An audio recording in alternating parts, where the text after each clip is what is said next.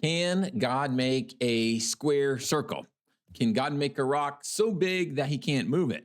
Well, these are some of the questions that you can get that are really kind of dumb, but they're questions dealing with God's sovereignty. What does it mean when we say God is sovereign? Can he do everything? Is God able to do everything and anything? And the question is, yes, to a degree. He is never going to act outside of his nature. So today we're going to talk about God's sovereignty. This is another one in my series of hashtag why I am not a Calvinist. The word sovereignty is something that is hotly debated.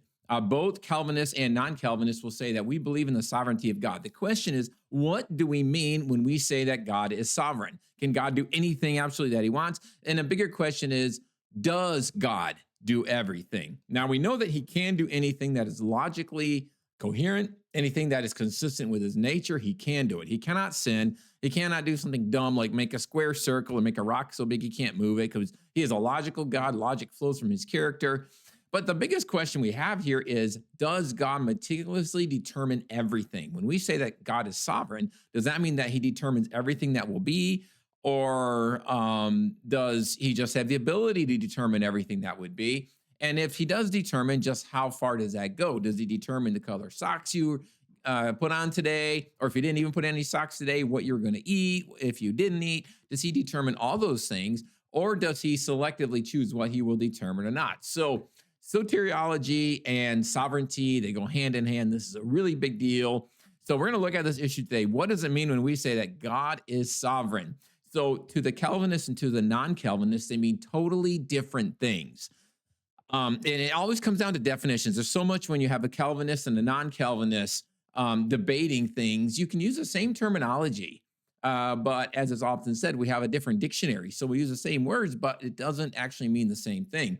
So when a Calvinist will say that I believe God is sovereign, and you will hear them say that a lot, that I believe God is sovereign, what that usually means is that is code for God determines who will be saved.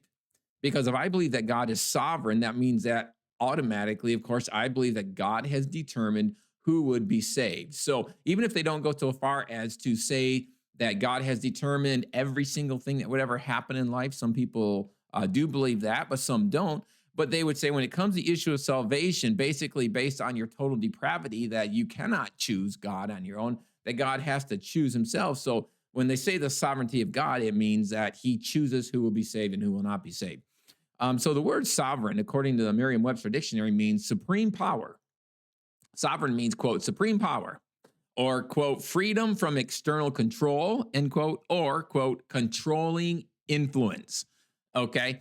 And so even the word itself, the English word, doesn't mean that you have to meticulously control everything, but that you have supreme authority. Now, we know that God has supreme authority. We know that God can do whatever he wants to do. That's within his nature. The question is, what does he do? In America, we are fortunate not to have a monarchy. But even in a nation where there is a monarchy, sometimes they're called a sovereign. You know, the king or the queen, as they call the sovereign. But does that mean that they do everything? That they control everything in their society? No, of course they absolutely do not. Back, once upon a time when life was a little different than it is in many places today, a sovereign could do anything. Nebuchadnezzar basically probably could do whatever he wanted to do. He could just end someone's life if he wanted to. The story of Esther, King Ahasuerus, if she couldn't even approach to him without him saying, okay, you can come in. So he had all this authority, but does that mean that he meticulously controlled everything that happened in his kingdom? No, obviously not, because he even had the Jews that were out there in that kingdom and apparently didn't even know about them, and they were worshiping God. And so you had all this kind of stuff going on. Sovereign does not mean that you meticulously control everything. It means that you are the supreme authority and you can do anything that is within your power. And of course, we know with God, he has unlimited power, limited only by his own pure and logical nature. So I believe that Calvinists changed the definition of sovereign when it comes to soteriology. Instead of God can do whatever he wants, they say that God does specifically meticulously determine everything, especially when it comes to salvation. So to put it in a nutshell, Calvinists believe that God determines who will receive salvation. The non-Calvinists, such as me, would say that God sovereignly chooses to allow us to accept or receive salvation. And there's a big difference there. A Calvinist would say that God determines. You will be saved, you will be saved, you will be saved. And some would go even to what's called reprobation, which means God determines you will not be saved, which, by the way, is what John Calvin believed. You can read it in the Institutes. The God not only determines who would be saved, but he determines who would not be saved. And that's kind of more of a sticky point with my understanding among some Calvinists. But the Calvinists will say God determines who will receive salvation. The non-Calvinist says God in his sovereignty, God in his complete control has decided that he would leave it up to us. He has decided. It's not taking away his power. It's saying that his power, he could have chosen who would be saved. That would be his prerogative, other than the fact that he also has love in his character. So I think you have a character issue there. But it's that he chose, I will let people choose for me. That doesn't strip him of his power. It just shows that that is how he decided to use his power.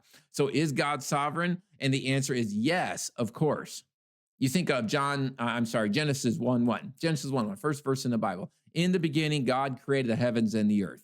If you can create the heavens and the earth, you are sovereign. You have complete control of everything. And so you shouldn't, if you're a Calvinist, you shouldn't blame non-Calvinists for not believing that God is sovereign. We believe that God is sovereign. As a matter of fact, I would go further. I think that God is so powerful that he can actually get his will done through our free choices, which is a greater view of sovereignty than a Calvinist definition of sovereignty. So if God could create everything, I mean, that's enough. If he can create everything, there is no limit to what he does. Now, we know that there are laws of nature that are out there. We talk about Jesus coming and doing miracles. He did that because he's God, because he is sovereign. Did he suspend the laws of nature? What happened? You know, I think that in some ways we don't completely understand nature. Obviously, even those who study quantum theory and quantum mechanics, they're like, you know, what is going on? There's this uncertainty in nature, and they're trying to figure out there are so many things we don't understand, and God can work all of these things out according to his will because he made this. He made nature.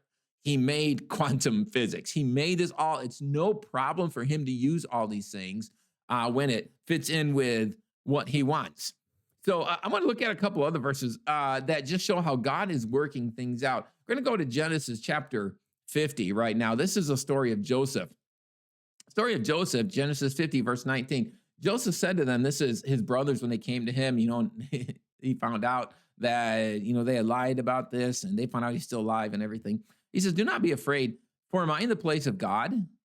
But as for you, you meant evil against me, but God meant it for good in order to bring it about as it is this day to save many people alive.